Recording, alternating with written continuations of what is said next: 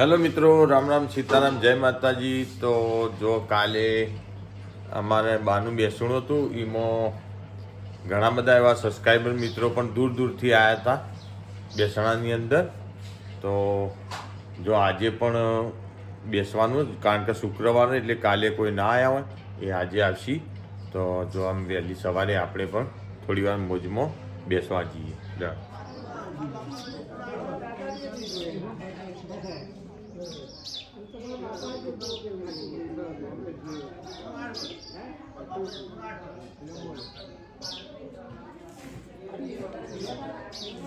આપણે આ મોય શાકમાં કે દાળમાં નોખે ને એ નળતું નહીં, પણ જે ઓછું પણ ઉપર વચ્ચે ને એ વધારે નળ.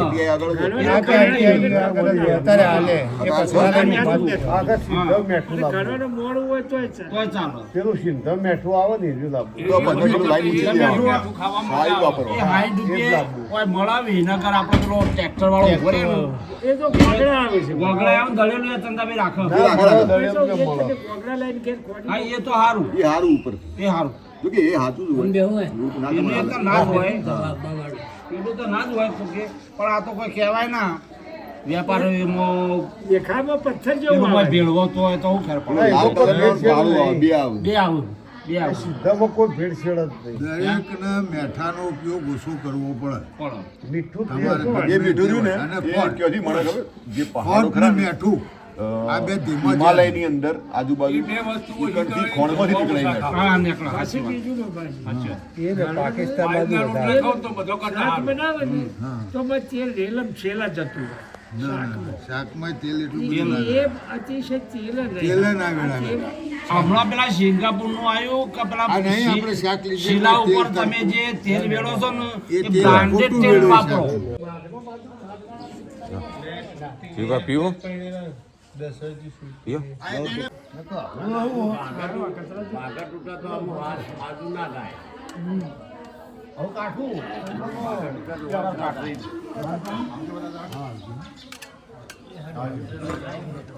આવો આવો.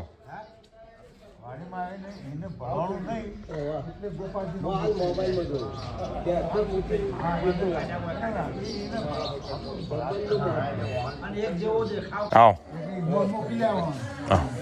બે બે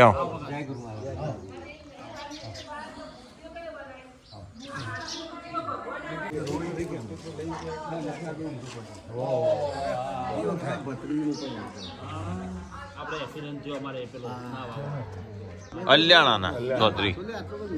હા પીઓ પીઓ પીઓ પીઓ. ઓછો ભરવાનો.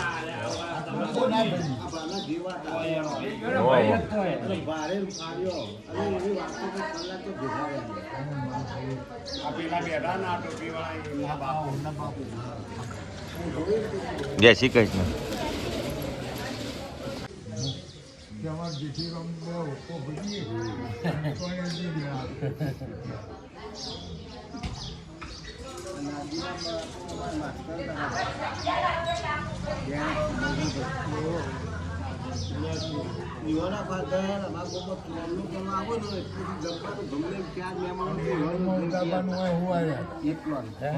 મોચા મૂક્યા હતા. આટલો તો હોય રાખ.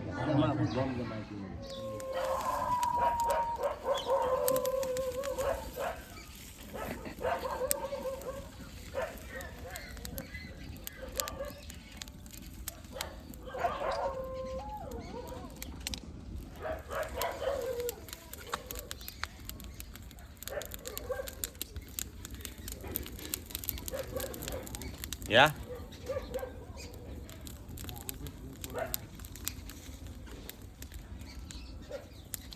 મારે રોજ પૂંખ ખાવા જુઓ, થોડો ઘણો પૂંખ ના ખાવ ને તમને ચેન નહીં પડતું.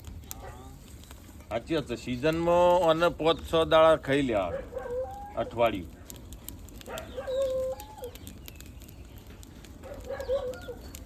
અને હોળી ઉપર ધોણી ખાવાની, ધોણી ધરાઈને ખાઈ લેવાની 2 દાડા. એટલે એવું આખા શિયાળાનો કપ જમેલો હોય ને એ બધો નીકળી જાય. એ સિઝનમાં આજે સિઝનમાં જે વસ્તુ આવે ને એનો યુઝ કરી લેવાનો. હા અમુ હોળી આવે એટલે ધોણી કઈ લવાય વહેલા લાવીને ન કોમ પડો તમે આખી વાત ન સમજો ના એનો ટાઈમ આવે ને એટલે જ લવાય હોળી આવે ને ગયડા ગોડા છે તથા હોળી ઉપર ધોણી વેચતા છે કોઈક બીજું ના વેચે સફરજન શું કહેવાય એનો કોઈક મિનિંગ હોય તાને જ વેચે કે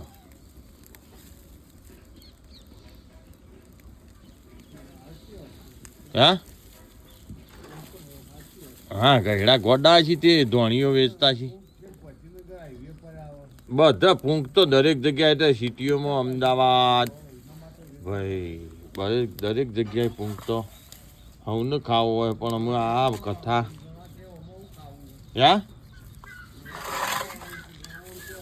એટલે જે જેનો રસ ભાઈ આ વસ્તુ કેવી ખબર રસની વાત છે એટલે આ રસની વાત છે ખાવામાં તો સમજ્યા હું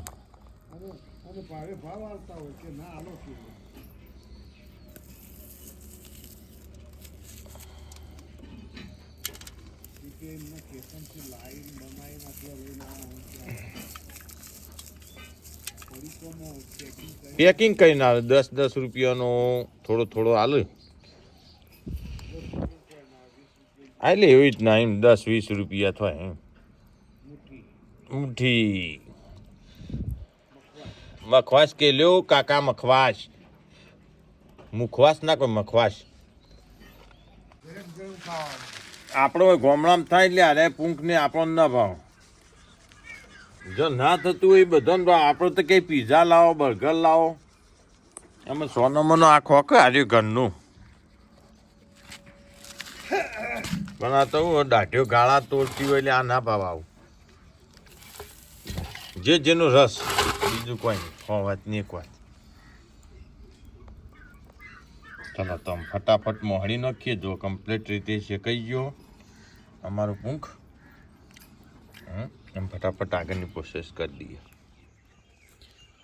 તો અમે જો પૂંખ પાડીને ખાધો અને પછી જ્યાં હતા અમે લસકામાં ડોમું બદલવા કારણ કે કાલે પણ રાત્રે પોણી હતું અને આજે પણ રાત્રે પોણી હ એટલે આજે બધા ઘેર બેહવા આવું એના પછી રાત્રે મોડા જઈશું પોણી વાળવા માટે તો અત્યારે ડોમું કરી અને આયા પાછા વાળીએ જો કે ભેંસોનું કામકાજ બધું કમ્પ્લીટ થઈ ગયું છે અમે ખાલી ચાર જ નાખવાની અને છેલ્લે ગોગા મહારાજનો દીવો કરી અને પછી ઘેર જવાના જય ગોગા મહારાજ બાપા હે બાપા